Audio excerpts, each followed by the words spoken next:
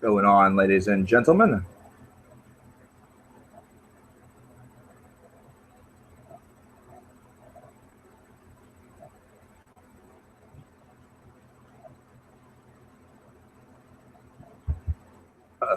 No. Why would you go in reverse like that, you fool? No, we cannot.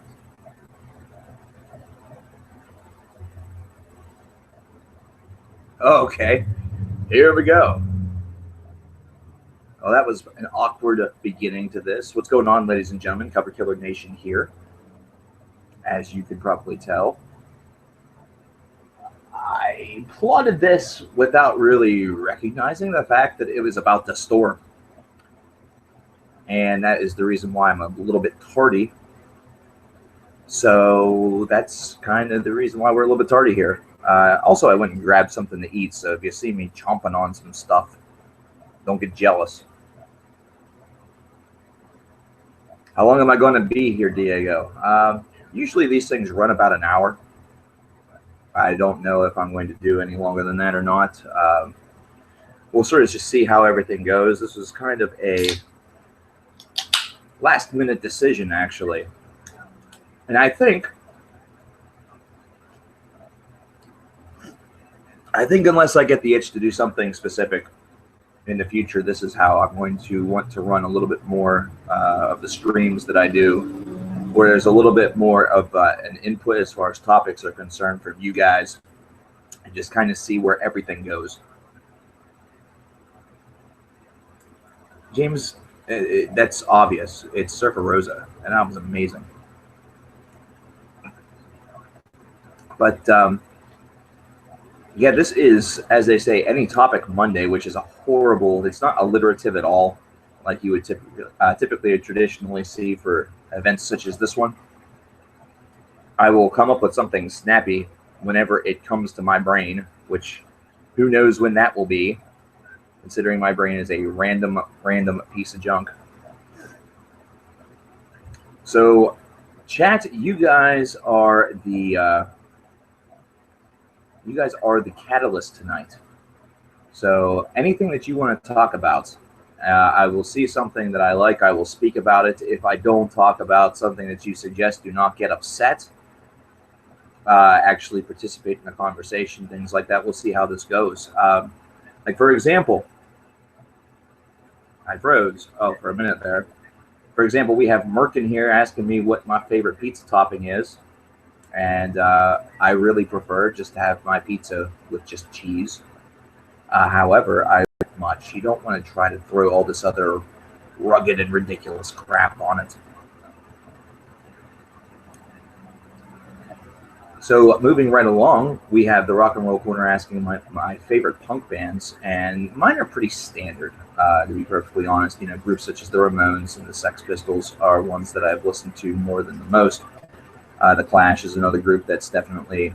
There's another one that I can't remember their name off the top of my head. No, well, it'll come to me eventually. And whenever that happens, it's always the worst of times, and it makes no sense in the conversation. Moose, I will be talking about Polaris whenever it comes out on September the 18th. And actually, let's speak for a moment, actually, about this week before we really get deep into this. And that's the fact that there is a laundry list of stuff that's coming out, to the point where I actually tried to write down some things and get everything squared away. Funnily enough, I wrote down here for today, Stream Question, the new project with Adam from 3 Days Grace. However, that's something that may have to come tomorrow. In fact, tomorrow may have multiple videos. Of course, we'll also think about the fact that the stream is going to be up later on tonight after we complete it. But to give you a little bit of an example of what we have coming this week, there's a new Kekel album that just came out on Friday that I'd like to get my hands on. That way I could talk about it. Kekel's a pretty awesome group. There is a longtime member of the nation who's just wild about this group, and I don't think he's in here. I don't think he's ever been able to make it to one of these, but he used to be in the blog TVs all the time. quadruple play. Really good guy. Love talking with him about some prog. Miss May I is an album that has been recommended that I check out and review. That may not happen tomorrow, considering we're a little bit behind with the Samusonia. I'm looking and aiming at Wednesday being Cattle Decapitation Day. Cattle Decapitation is probably one of the biggest recommended and most highly recommended albums for this week, and that will probably come on Wednesday.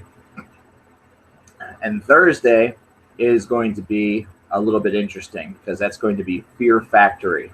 That is the hope. It's going to be Fear Factory that we talked about on Thursday. And then Friday, I just have on here Cryosyn, but there's also something that I completely and totally spaced out on, and that's the fact that Now 55 will be coming out on Friday. So we will have to talk about the top 10 worst songs on Now 55 coming on Friday. And it's strange because I could probably listen to half of those songs now and develop the list. However, I don't think it would be a complete experience because I don't think a couple of those tracks are available. I had that problem with Now 54 where I was trying to get above the curve because I do have a track listing that I can that I have access to. All Time Low is an developing artist, or whatever they call an up and coming artist. That's wild. You know, I remember hearing about All Time Low probably a decade ago. It's been quite some time. They are by no means a new act whatsoever. So whatever their definition is of new act, they are very wrong. And I remember that actually Black Veil Brides was on there as a new and developing artist, but that at least made a little bit more sense because at that stage, I think they were only about 2 albums into their career. I think that was right whenever Wretched and Divine had come out. And I wasn't doing that series at that time, else that song would have probably... Actually, the song may not have been on there. It may not have been on there. Because, like it or not, you know, whether you love or hate Black Veil Brides, there's a good chance that if I re-examine whatever Now that was, there's a good chance that there are 10 songs on there that are worse than the Black Veil Brides. So that would have been a very selfish and a very, you know, catty pick. And I do try to be a little bit... I am not very familiar with Chelsea Wolfe, Mike St. Martin, or Mike St. Martin. I have wanted to get into Chelsea Wolfe, so I may try the album out, and I may give it a review. I'm not going to guarantee anything with that. I really don't. I really don't want to make any promises with that one because I am still studying a little bit and doing some of the schoolwork and all that junk. And I say schoolwork, but it's really work. But you know what I'm saying. But I've had a lot of people ask me about Chelsea Wolfe, so I may just end up breaking down and doing it. Within Temptation 73 with a great question. In reference to your most influential bands, metal bands video, who do you think out of the newer bands are going to be the most influential groups in the genre for the next couple of decades? Well, there are a number that will have at least a bit of a role, and many in the future. I think that kind of goes a little bit without saying.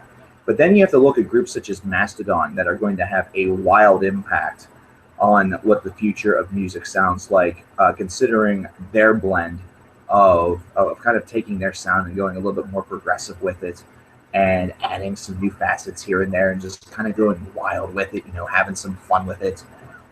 I think that you're going to see a lot of groups actually from the gent movement. We just talked about this. We just talked about whether or not gent is relevant or ridiculous. They're already influencing some people today. Groups such as Periphery do have, and Tesseract as well, though Periphery and Tosin from Animals as Leaders especially have just a great amount of potential influence in the future. And I think that the rise of technical death metal is no mistake. Groups such as Cattle Decapitation have a real potential to be major influences. And it's again something where you don't want to say it because you don't want to think of it. Deathcore. Deathcore has the chance to really, and it's not going to be something where it's going to influence a bunch of bands that sound just like groups such as Whitechapel or even Attila and Amur. It's instead going to be something where it will be the foundation as far as influence is concerned to really craft what the next wave is, essentially, or the next subdivision of this style of music. So there's a lot of groups out there that have a tremendous influence. And Mayhem in the black metal department, with what they are doing with black metal, I think they're going to be more influential than you think. I think they're going to be a lot more influential than you think. And take a look at the prog department too. There's a lot of groups that have a amazing potential. Niebla Viscaris, yes. Niebla Viscaris has the opportunity, if enough people are able to check out their albums and really listen to the way that they do things. They just have a wild amount of potential. I would have said that about Agalok about 10 years ago. And I still feel that the group has the potential to really influence a lot of people, but it just really hasn't manifested itself as well as I think a lot of people would have expected. Though in the underground, it's a little bit of a different story. I think a lot of people will say in that department, groups such as Five Finger Death Punch and Disturbed and stuff like that. And Disturbed makes a little bit of sense, but Five Finger Death Punch, this album, Got Your Six, is very make or break for them. And just from what I've heard so far, I think it's going to be more break than make. And I know that somebody that I live with here, my girlfriend's brother is a big FFD 5F DP. His reaction was, as long as all the other songs are better than Jekyll and Hyde, he'll be happy. Speaking of, we're going to go right back to Merkin. Do you think Disturbed's coming back will be successful? Their comeback album, Immortalized, so far has not produced a stinker. I haven't heard the third song yet, and I know people have been saying, listen to this. I've been doing other things. But with two songs being that solid, coming back from a large hiatus like that, it seems like there's a little bit more focus. So I have a good feeling about that. I have a really good feeling about that. Well, Matt, if you weren't blown away by the tracks, that's cool. Some of us, we all like different things. So I kind of looked at it and listened to it from a bit of I tried to be as objective as I could, as well as impartial as I could with those. But for a group that really, their sound was becoming a bit stale, they came back with an energy to them. And I think that's the key portion. That's the thing that's going to be really critical with that album, is that if they don't have that solid energy throughout the entire course of the disc, then it will fall flat. Then it will definitely fall flat. Hey, it's okay. Necroplast Fool, that is A-okay by me. You don't have to apologize for having an opinion. That's absolutely A-okay. I didn't like him. Just a flash in the pan, like a really, really solid song. See, that's the thing. Like I listened to Disturbed. I was a fan of The Sickness. I dug Believe, and then just meh. I really didn't care all that much. That's just kind of how it is. Will Gojira rather ride the wave next year? Ole, ole, ole, ole, ole. I hope so. I would like to see a new Gojira album and talk about another one. L'Enfant Sauvage was an interesting album. They're very important to the genre as well. They could be considered really kind of a very important and influential group in the future. I think some people would even put them on lists now. Not within the top 10, obviously, but I'm saying if you're talking like top 50 or even top 100, I think you're going to see Gojira on that list for sure. For sure. And also Between the Buried and Me. But between the Buried in Me encoring with Bohemian Rhapsody, Glass Metropolis is not all that surprising because they are one of the groups that can pull it off. Their covers album, The Anatomy of, is just it's awesome. It's one of the coolest cover albums that I think I've ever heard. And that's just a band that just keeps on nailing it with every album that they do. You know, I wasn't completely sold on The Great Misdirect the first time I heard it. And I think it was because I was hoping that they would find a way to outdo Colors, which they didn't do, but they did something a little different and did very, very well with that. In fact, looking back on it, I enjoyed The Great Misdirect a little more than I enjoyed The Parallax. And then Coma Ecliptic comes in and just smokes just about everything except Colors. And don't sleep on the first part of Between the Buried and Me's career before Colors. Alaska is a transformative album. It really is. It's not as solid from head to toe as some of their others. They're more former, more recent albums. God damn, some of the individual tracks on there are just really, really solid. Really, really solid. Opeth 747, how about them Pirates?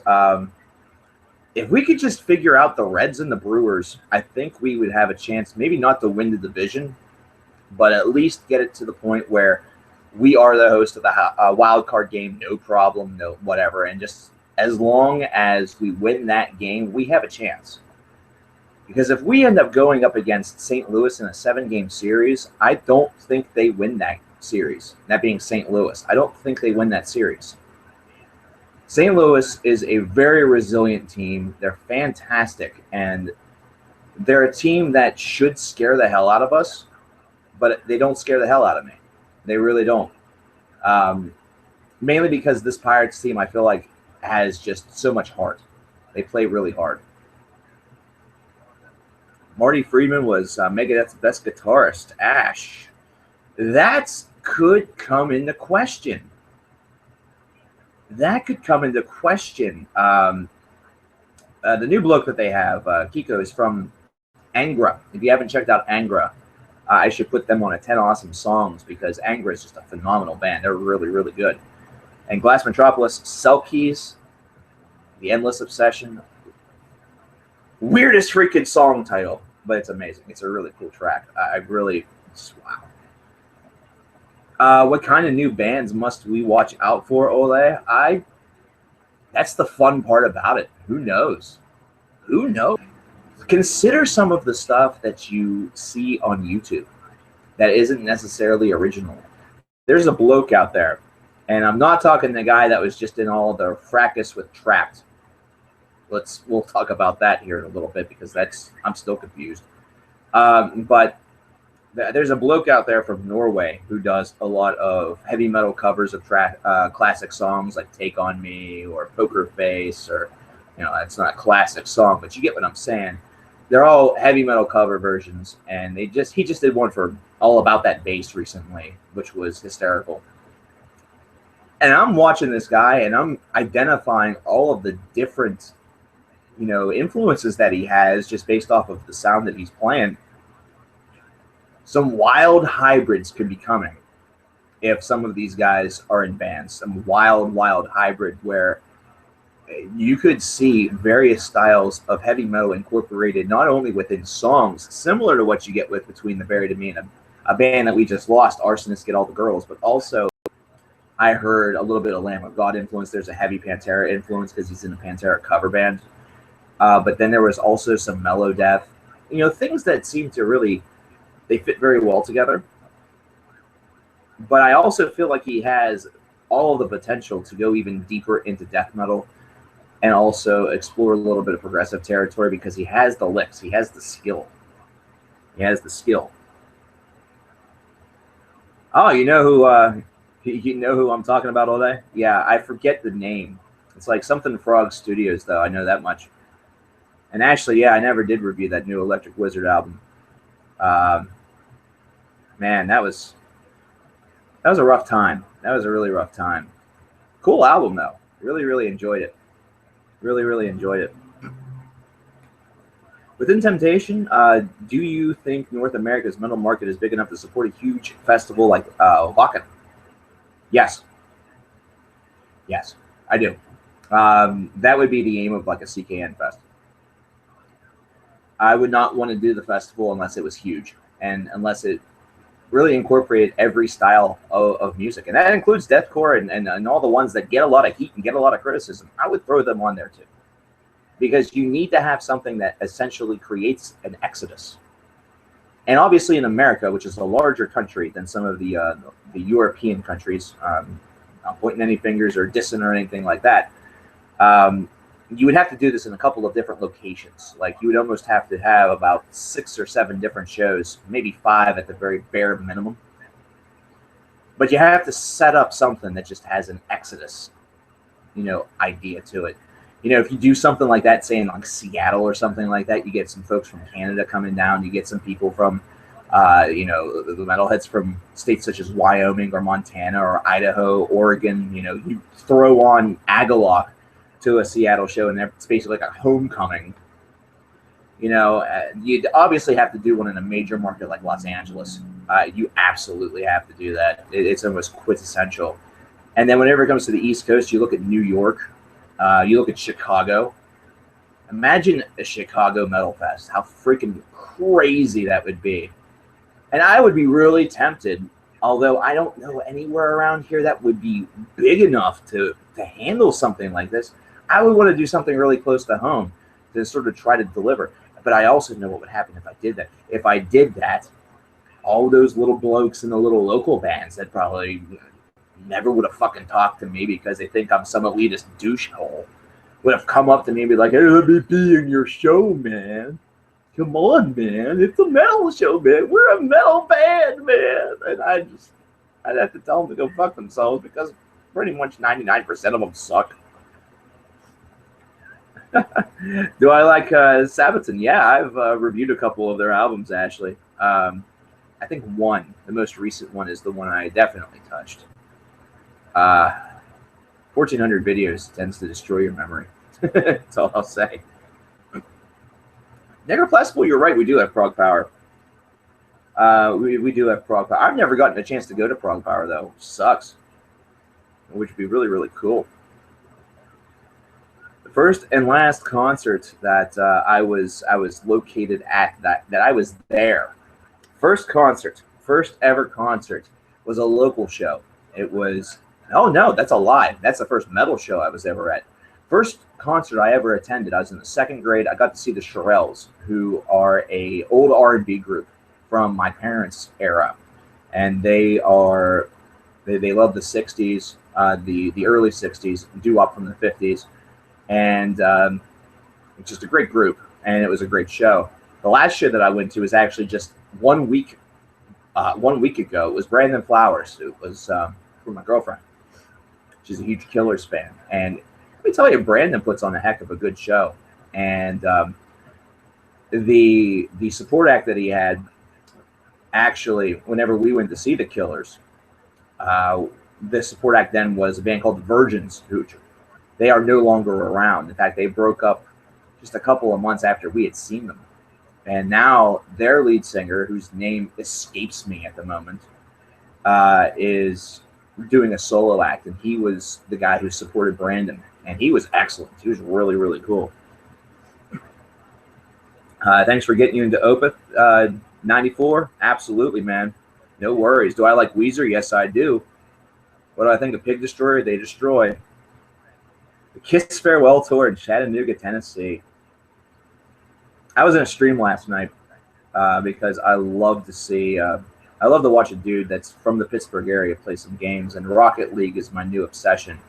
Even though I don't have the game, if somebody wants to donate me a key of Rocket League, you're the best and worst friend imaginable, because I may never make a video again because it just looks like so much fun. And he was doing a random music thing where you could request music, and a Kiss song came on, and the guy just started talking shit about Kiss, how much he hates the music and how much he thinks it's terrible. And it wasn't me. It wasn't me. That's the funny part about it. All things considered, I think Kiss is okay. They're overrated as fuck, but I'm all right with them. You know, I dig the music. I'll listen to them.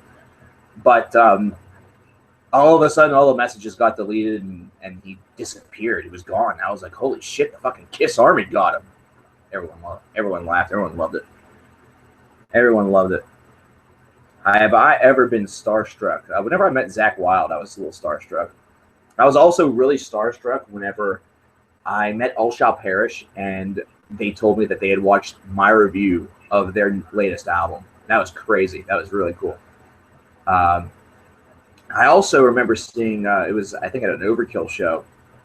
No, it wasn't. I think they were supporting Nevermore. Warbringer was there, and after their set, their lead singer came out and just hung out in the crowd and was watching the show. And I actually stood right next to him for like 15 minutes without even realizing that's who he was, because we were focused on the music. And I ended up chatting with him for a bit. It was pretty cool. Opeth 747, there's a guy named Smite that goes on to Twitch every so often and plays Rocket League. Scope that out. After about 10 minutes, you'll recognize that you want Rocket League really, really bad. It just looks like so much fun. It just looks like so much fun. Twilight is my robe. Spam bots are cool. Spam bots are ridiculous. Oh, man. French fries or onion rings? I'll answer that. I like onion rings. They gotta be made right. This is McDonald's. This is ass for me. It sucks. But you know what? These are fresh fries. Well, not anymore. I got these like 45 minutes ago, but they're still good.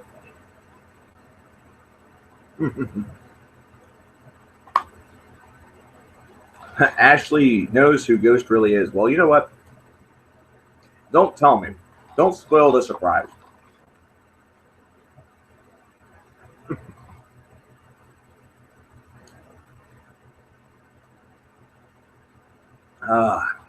Canadian Boy. Best Napalm Death album? I don't know. I have a lot of really good ones. Skunk was great. You know, weirdly enough, the very first album of theirs that I had was Diatribes, which I know is an odd pick.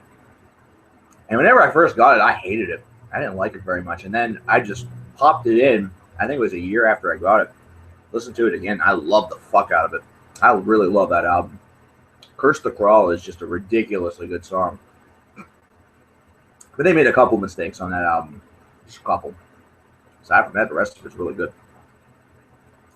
And don't discount Apex Predator, because god damn, that album was savage. Really, really good. Smelly Bat, will I ever buy a new camera or microphone? I am currently very poor. But yes, that is definitely on the list of things that I want to do. I'm not going straight from shitty camera to CKN Fest here. The true, legitimate, like, priority is a little bit better equipment, because this, where did my camera even go? There it is. This bastard has been through more than 1,400 videos. That bastard has been through the Delinquents Wrestling broadcast, which was another show I did with a couple friends of mine. And then I was doing some independent stuff on another channel for a little while. It's been through a lot. It's shot a lot of footage. It's seen a lot of outtakes that you'll never see because they were instantly deleted. It's taking some pictures, you know, this and that. I did hear Quiet World, Henrik. I'm disappointed that I missed that now, because it's a great album. It's really, really good. Like, if the sad part is that I'll have to try to get into reviewing that before the year is out, because it has the potential to crack the list. It'd probably be like within the last, like, you know, 25 to 35. But I think it's an album that really does deserve mentioning. It's really solid. It's really, really solid. Oh, what do I think of the Cattle Decapitation album? I don't know yet. I actually don't know yet. Hits that guy over there. or oh, it's that guy. Oh, it's that guy over there. I haven't listened to it yet, so I will be listening to that probably. Like I said, my hope is to have that video up on Wednesday. But I do have it, and I have that. I can listen to it whenever I want. I might even listen to it once tonight. But I do want to try to get that Saint Asonia. I've been balking on that Saint Asonia for like 2 days. I don't know why. Other stuff has kind of happened. 94, I still consider Phantom Antichrist to be not only the best Creator album, but it's still a perfect 10 to me. That album just left my car recently, like very recently. That's been years. It's been a couple years, and I've gone through more cars than I've gone through Phantom Antichrist being, months with Phantom Antichrist not being in that car. So, how many CDs do I have? Rock and Roll Corner? Too many, way too many. Actually, the correct answer is not enough, but you get what I'm saying. I have a lot. I lost. Funnily enough, I found a file. Where the hell is this even at? Where did I find this at? Oh, man. Oh, it was an old CD-ROM from back whenever I was in college, and that was back in 2002, 2003, I think, whenever I made this. And at that point, I was already up to nearly 700. And that has increased exponentially. So, yeah. Oh, man.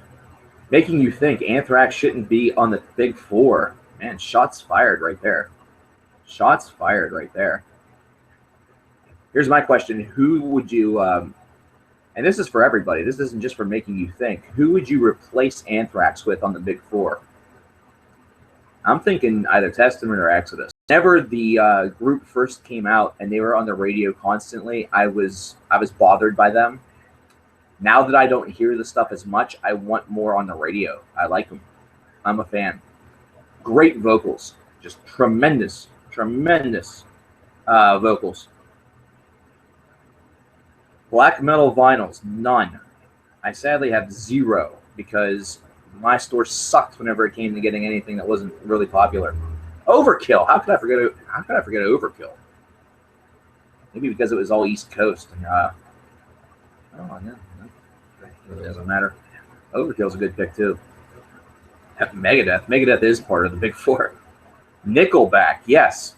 Yes, the new Big Four is truly Taylor Swift, Nickelback, Pitbull, and Meek Mills. That's the new Big Four. Taylor Swift, Nickelback, Meek Mills, and the fourth one that I spoke that I've forgotten already because my brain is ass. Let's throw Meghan Trainor on there. Let's throw Meghan Trainor in there. Taylor Swift, Nickelback, Meghan Trainor. Oh, I said Pitbull. Never mind. Pitbull pisses me off. Oh, boy. Actually, that's a toss-up. I don't know if I'm going to throw Taylor Swift on there now. Here's a absolute shocker for you guys. I don't feel as savage towards Taylor Swift anymore. It was almost like I was going through a Taylor Swift is a horrible human being phase, and then I grew out of it like what she was before. With Red and all those other albums. I really liked 1989 a lot more than I expected to. Metal Maniac, do I miss Motor Grader? Considering what we've kind of gotten, yeah. Yeah, I kind of do. Oh, best Bathory album, Bloodfire Death. Incredible. Just absolutely classic album. Although it's really hard to pick just one. Nordland is just tremendous as well, but we're not going to get into that. We're not going to get into that. Uh-oh. If you are very serious about that, Ole, I don't know if you're on the Facebook group. Get over there and send me a message, and I'll hit you up with my address. And if you do that, I thank you very much. You're insanely amazing for that. Oh, you know what? We should totally make Big Fours for every other subgenre, like the Big Four of nu metal. No, let's not do that. That sounds like an awful idea. I think I'd rather go take a shit and then while I'm taking a shit, slice my wrists like I'm a fucking emo kid. Do I watch Metalocalypse? Do I watch Metalocalypse? He wants to know if I watch Metalocalypse. That's what's more like Mason Verger from Hannibal than. Might as well just go kill myself. It's fucking brutal, man. Yeah, I watched the first two seasons like as they were happening, and then the third and fourth I kind of caught sparing bits of. What do I think of Imagine Dragons? Dave Matthews. Mr. Matthews, sir, we've had this conversation before. You rock. But I love Radioactive. The rest of this stuff, that's about all I'll say. Some of your funniest videos are probably the Limp Trash Kit reviews and the device review. Oh, Jesus. To simulate that rage again is just kind of the reason why there haven't been angry videos is because nothing has pissed me off that bad. And I'm also getting a bit older. I think that's another reason. It's starting to feel manufactured. Ashton Wetzel says, hey, hi. Merkin, who is more metal, Goku or Vegeta? Fucking Vegeta, dude. Vegeta is the most metal DBZ character, period.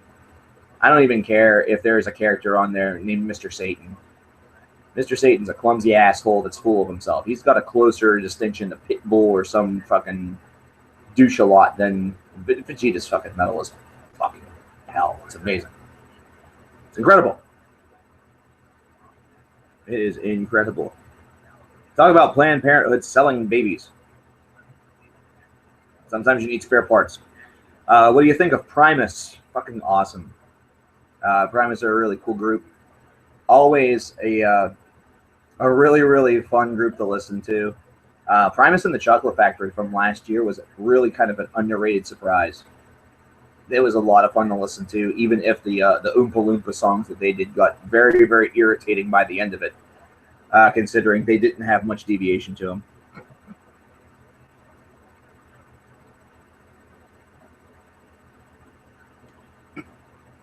And yes, I will reiterate, Planned Parenthood, selling babies, sometimes you need some spare parts. If I walk down the street and somebody comes up to me and slices off my hand, I'd like to know that there's another hand there waiting for me. Because I kind of like this hand. It's kind of classic album reviews. I mentioned this on the Facebook group, which not everyone's going to see all this stuff, so I'll reiterate it again. I really don't do a lot of those unless it's within a discography review anymore. And it isn't because of a lack of interest or anything like that. It's just more so a lack of time. I would love to talk about every album under the sun, but, you know, what are you going to do? Scott has been... I have a friend who went to see Stone Temple Pilots with Scott Weiland. And it was to the point where they would turn off his microphone whenever he was just rambling. And whenever they launched into a song, they would turn the microphone back on.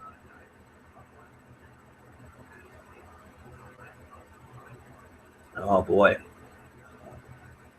Watch live Elvis, like Johnny Carson, or not Johnny Carson, but Ed Sullivan and stuff like that. It's wild because if you think about, I'll look at where we are here in 2015 as to what offensive is. So there you go. What do I think of A Perfect Circle, Dave? I'm going to get to that right now because here's something that's a little irritating to me. We don't have a new Tool album yet, even though we've been promised this for years. But yet, Maynard has found the time to announce a new Pussifer album, which I love me some Pussifer. Statement sounds hysterical. I love Pussifer. They're a great group. But come on, man. Come on. We don't have to wait 10,000 days to get the follow-up to 10,000 days. It's not a requirement, not to mention if that would really be the requirement, we have many more years to wait. I'm serious about that. Let's do a little math problem. Let's do a little math problem live and on the air and waste people's time. 10,000 days divided by 365 days would mean that we would have to wait 27.4 years for the new Tool album. And as you already may know, we've all years left. I have heard a couple of the new Led Zeppelin remasters, Captain Parsons. Most specifically, I have heard 2, 3, and 4. 2 because my manager put it in there whenever I was still working at the music store. 3 because it's probably my favorite. And 4 because promotion. And plus, hearing remastered Stairway to Heaven, which, by the way, doesn't sound all of that different. It's just a little more crisp. But they're cool.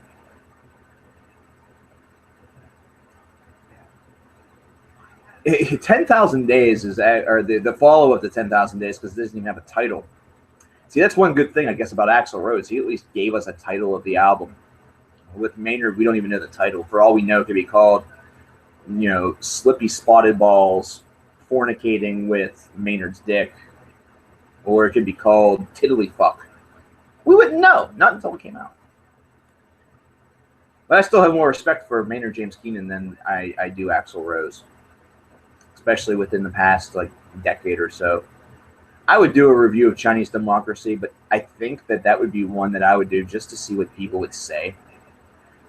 Like, that would be one where I know that you guys, considering you've been in the chat, you know my sense of humor, you know that I would be just fucking around.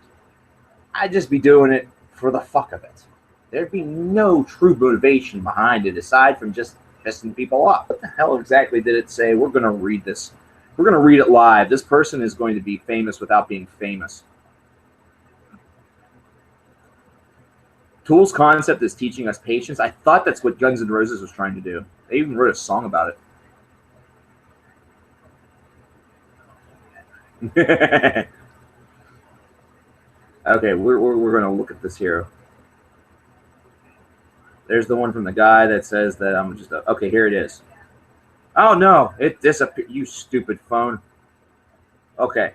About Axl, he is a fucking angel. What the fuck? You are a fucking bully, and this video was a waste of your breathe and my time. Delete this and apologize because I don't know what you think he did with his music, but it obviously means a lot to him and me. Okay, he saved my life, so you can shut your idiot mouth up. I just deleted it again. He saved my life, so you can shut your idiot mouth up, you stuck-up loser. Having a lot of CDs doesn't make your music taste better than anyone else's anyways. You entire channel is shit rude. Why don't you think about how offending you are, and please leave the internet. And if you're wondering why my voice got slowly but surely less powerful and booming, it's because there was no punctuation in there. And really, if I wanted to be accurate about that, I should have been shouting about the first 80% of that, because it seems like, similar to David Draymond, at the end of that, they determined for the first time that caps lock button does something. I wonder what it is. Aye. Yeah, that's the thing. I mean, one of the main reasons why I think Guns N' Roses is overrated is because, first of all, Use Your Illusions 1 and 2 are not as legendary as people think. They really aren't. Good songs on them. As far as being solid albums, that's stretching it. And then the wait as long as we did for Chinese Democracy, all the fallout that went with that, all the bullshit that came along with it, that's where you... And these people hang on everything, you know. It's like... What it makes me think is that these folks all got laid to like Mr. Brownstone or November Rain or Sweet Child of Mine. Maybe some babies were made to Sweet Child of Mine. Wouldn't that be fucking ironic? And because of that, they will always feel an attachment because it's close to somebody that they loved at one point for probably about 3.5 minutes. I don't know. I'm not necessarily. If I'm a chick and I'm getting penetrated, and to any women in here, I apologize for my rhetoric. If I'm a chick and I'm getting penetrated and freaking clown music is playing, I'm not going to defend clown music until the day I die because it happened while I was in a Chevy or that was what was playing. You know, I can tell you I can tell you quite honestly that I once had awesome sex while listening to Morbid Angel's first album. Doesn't mean I'm going to defend Illud Divinum Insanus. Doesn't mean I'm going to necessarily cite that Morbid Angel is the most influential and important band in the world. There you go. Ian, are you going to review the 2 new Black Dahlia Murder songs? I'm waiting for that album to drop. So everybody can stop asking. I'm just going to wait for the album to drop on that one. I've done a ton of track reviews. I'm trying to get out of that habit. So I've been doing a lot more track reviews than album reviews. We're definitely going to talk about the new Megadeth album. If Megadeth drops a track, there's a chance I will probably touch it. That kind of falls under the category. See, with the Black Dahlia Murder, the thing of it is, there are enhancements to the sound, but they're very subtle. Like the Bring Me the Horizon tracks, everyone's wondering why I've touched those, but I've not touched Cattle Decapitation's songs, for example. There's actually more for me to say about the Bring Me the Horizon stuff, simply because compared to some of their older stuff, to their older material, it's different. You know, with Cattle Decapitation, it's basically, is this going to be killer or not? Same thing is actually true with the Black Dahlia Murder. The song is great. It's a very good song. Am I going to be able to talk for 3 to 4 minutes about it? No, not really. You know, I will do much better with the review itself. Do I still watch The Angry Video Game Nerd? I do. I used to watch ABGN. I still like him. The one that he just released a video, I think it was last week, on Seaman. I know that sentence sounds terrible. The group or the band, the game Seaman, which was on the Sega Dreamcast, and it was dedicated to Leonard Nimoy, considering he did a lot of the voiceover work for the game. That was a really, really interesting video for one. And his philosophy, like how he just randomly, at the end of that video, constructs all of this philosophical rhetoric and all of this philosophical conversation, even though whenever you hear it, it just sounds ridiculous.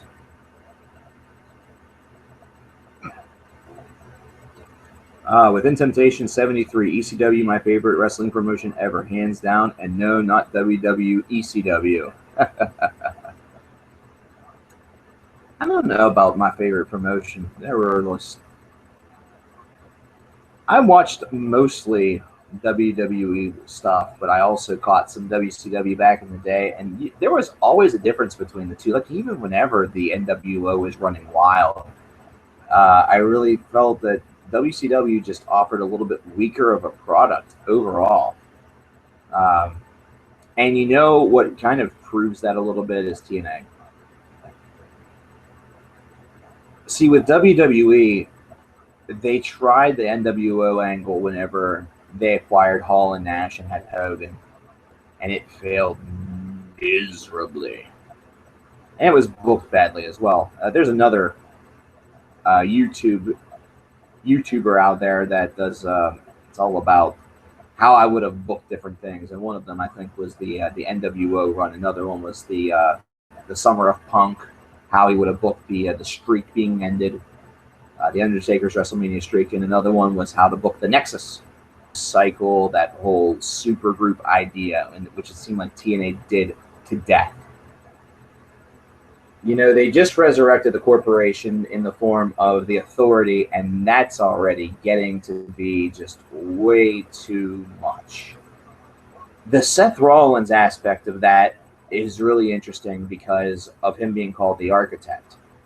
And he's got such a he's got his character down so well. But I'll be honest with you, the folks that they have surrounding him in that group just fall flat on their face. You know, Kane being there because he's big, okay, I could see that. Big Show offers little to nothing. You know, he's there, he's picking up a paycheck. He has a match where, you know, he squashes somebody but still tries to make him look good, fails half the time. I'm not dissing the Big Show. You know, you need someone like that in your company. You need someone like the Big Show in your company, regardless of what you do, whether it's wrestling or taxes.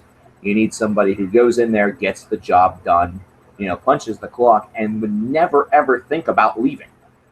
You know, it might seem like they're disinterested, but in reality, that's the only thing that they want to do. Give Bray the belt. Hell yeah.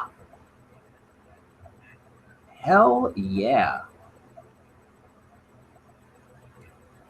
I think Bray would have a great run. I think he'd have a great run with the title. Dramatic turn of events or Dream Theater self-titled? Dream Theater self-titled. That album was awesome. Digging. And I agree with In Temptation. TNA is completely fucked at this stage.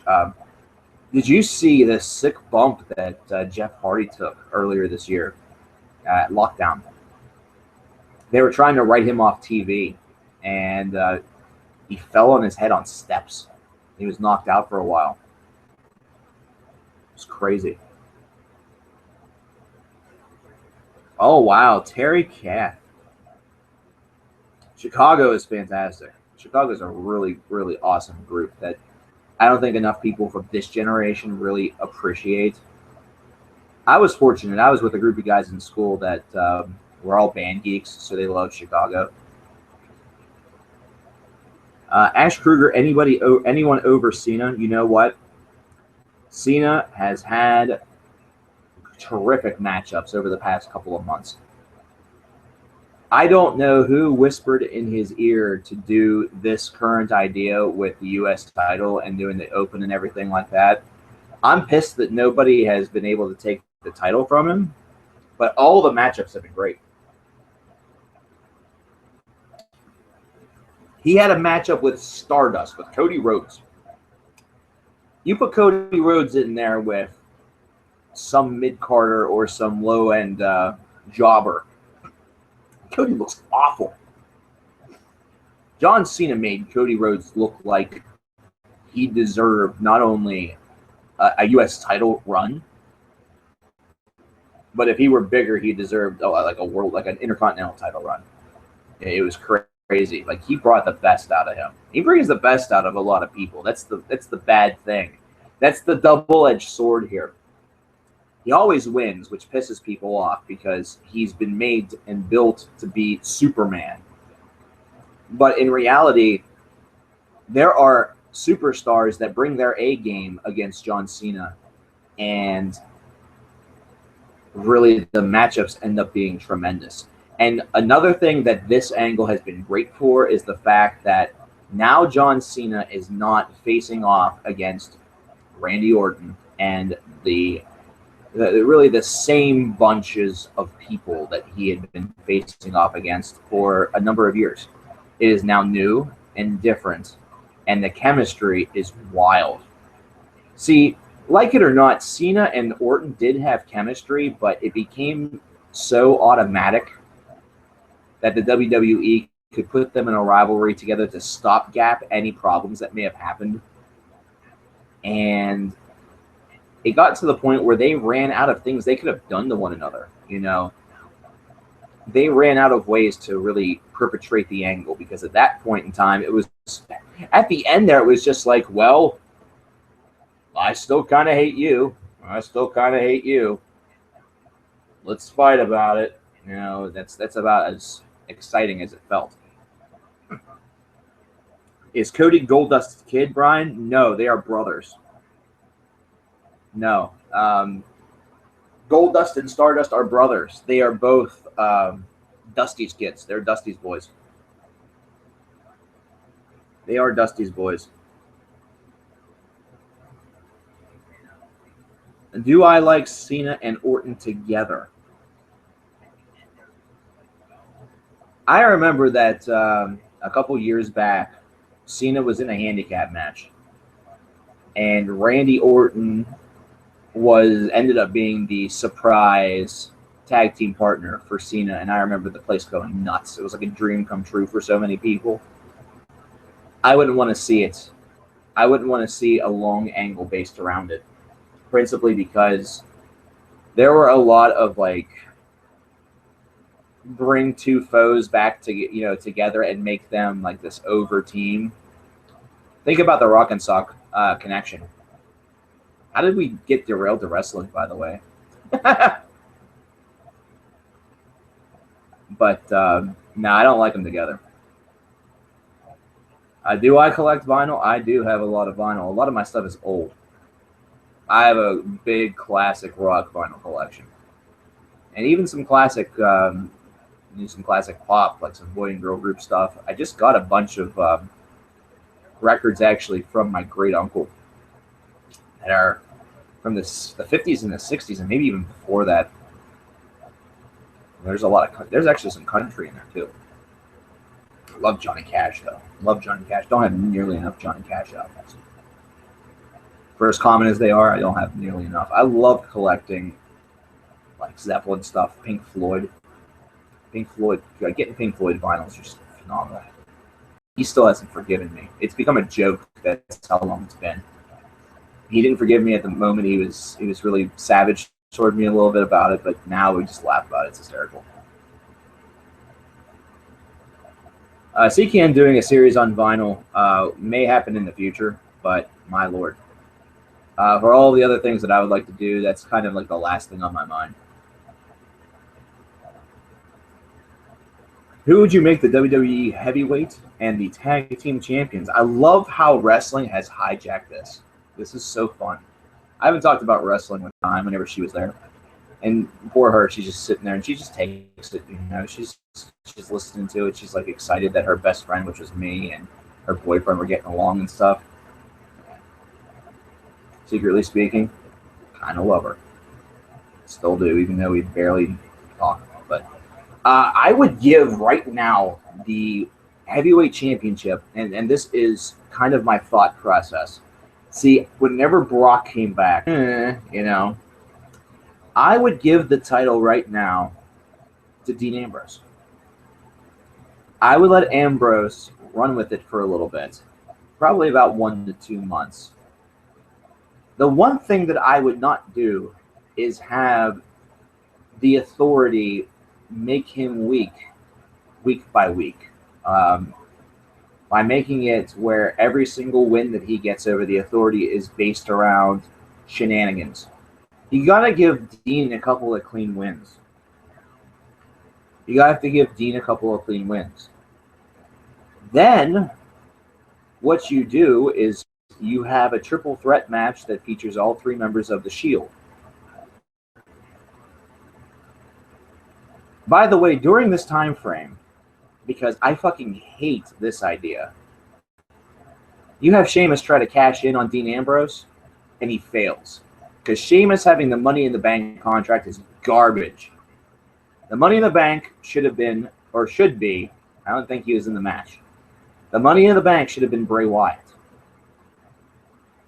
You want to build a rivalry. You don't go with Bray Wyatt versus Roman Reigns. Fuck Roman Reigns. I don't have anything against Roman Reigns, but everyone talked about Roman Reigns so damn much. Fuck him. I don't care. He gets the weight. You have a triple threat match with the members of the Shield, and now you do something a little weird. You do something a little freaky. You transform Bray Wyatt into a face, which he's already close to being anyhow. He's supposed to be the face of fear. He's supposed to be a heel. But much like The Undertaker, You can't hate him. It's so difficult to. So anyway, Ambrose drops the title back to Rollins. But then the lights go out. And there's Bray Wyatt cashing in Money in the Bank. And then you have Wyatt being chased by the Authority. And instead of, running, dismantles the Authority. The new face of fear is the idea that ends up scaring the Authority out of power. I don't know how you do it, but it'd be really cool. Now, as far as the tag team titles would go right now, I would reunite Stardust and Goldust, and I would give them another run. I hate the Usos, by the way. Absolutely hate them. Hate the Usos. Just another showcase that if the people that you're married to or whatever do something for Total Divas or some garbage like that, the Lucha Dragons would definitely be in some good matchups with the Rhodes Brothers. And I really, really like Los Matadores. I like them a lot. I'm a big fan. I also love the unlikely pairing of Cesaro and Tyson Kidd. I really like that a lot. Thoughts on Edge, Metalhead Mofo? If you ever have the opportunity to listen to Edge and I think it was both Edge and Paul Heyman on the Chris Jericho podcast, do it. Really, really fun to listen to. Do I ride dirt bikes or any type of motorcycle? Nope, I do not. I prefer four wheels. I haven't ridden a bicycle in years. Well, I think we have successfully derailed this into Super Wrestling 101, which, yikes. Not exactly my intent. If you were here to talk about music and this is what you came to, man, do I apologize. But this is what happens on Any Topic Monday. I'm starting to really like that more and more the more I say it. Any Topic Monday.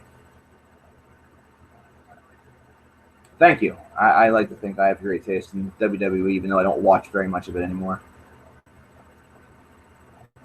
I think Owens really should be the U.S. champ right now. But that's just between you and me. Whenever Sami Zayn comes in, that's going to be weird. I'm going to answer Brian's comment about Roddy Piper. And then I think I'm going to hang it up here for the night. And you know what? I'm going to talk about Heyman. Roddy Piper, some of his best moments, for all of the fame of the coconut moments, some of his Piper's Pit segments were just one of a kind.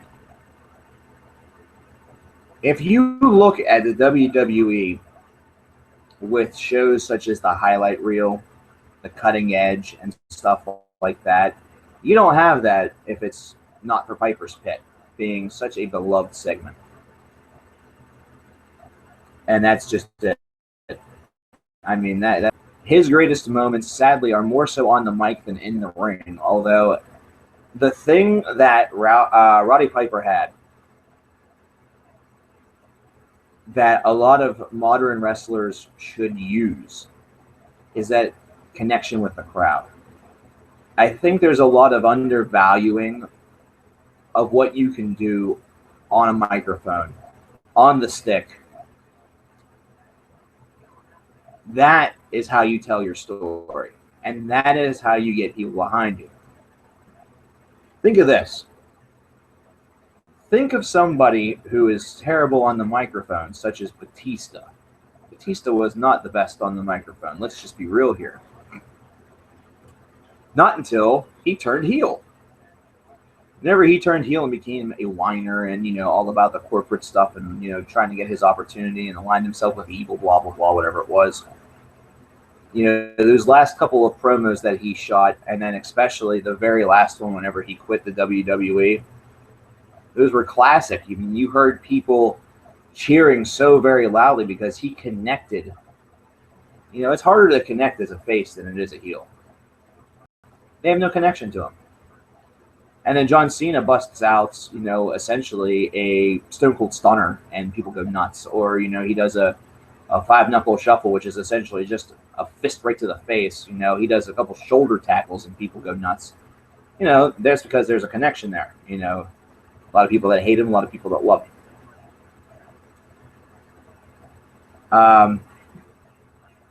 Do I like Bring Me the Horizon, Brandon? People, all of a sudden, not only does that high impact move start to have more importance, but those little moves, those little basic moves, start to have more value because now these folks are invested in them. If you watch wrestling in the 80s as compared to right now, the crowds were insane. The only matchups that they really didn't care that much about were the lesser card contests where they didn't have that connection. But whenever it came to the names that they loved, and you could say that it's still very true to this day, there was just crazy atmosphere.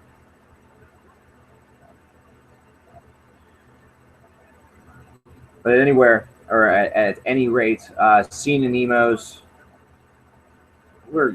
I really think we're getting past all of that. Real emo, yeah. I mean, that's originally what bands like Death Cab for Cutie were all about, wasn't it? There's another group that's gone from my mind. And then finally, I want to talk about Brock, the on again, off again stuff. I love Paul Heyman. He really serves as a great bridge gapper, but he can't do that all the time, especially now that Brock has that you have basically made him impossible to defeat unless shenanigans occur. That now, if somebody gets a clean win over Brock Lesnar, it looks like they got a clean win over The Undertaker.